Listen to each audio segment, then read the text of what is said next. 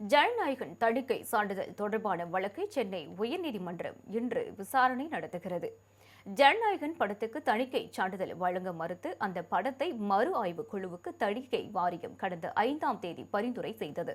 இதை எதிர்த்து சென்னை உயர்நீதிமன்றத்தில் அந்த படத்தை தயாரித்துள்ள கேவிஎன் புரொடக்ஷன் நிறுவனம் வழக்கு தொடர்ந்துள்ளது.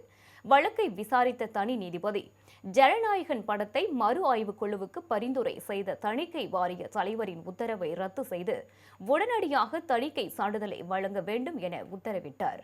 இந்த உத்தரவை எதிர்த்து தணிக்கை வாரியம் உடனடியாக தாக்கல் செய்த மேல்முறையீட்டு மனுவை விசாரித்த சென்னை உயர்நீதிமன்ற டிவிஷன் பெஞ்ச் தனி நீதிபதி தீர்ப்புக்கு தடை விதித்தது. இதனால் ஜனநாயகன் பட தயாரிப்பு நிறுவனம் உச்சநீதிமன்றத்தில் மேல்முறையீடு செய்தது. இந்த மனு விசாரணைக்கு வந்தபோது மனுவை விசாரிக்க விருப்பம் இல்லை என கூறிய உச்சநீதிமன்ற நீதிபதிகள் சென்னை உயர்நீதிமன்றத்தை நாடுமாறு உத்தரவிட்டு மனுவை தள்ளுபடி செய்தனர். இந்நிலையில் ஜனநாயகன் தணிக்கை சான்றிதழ் வழக்கில் பட தயாரிப்பு நிறுவனம் தாக்கல் செய்துள்ள மேல்முறையீட்டு மனு இன்று சென்னை உயர்நீதிமன்றத்தில் விசாரணைக்கு வரவுள்ளது.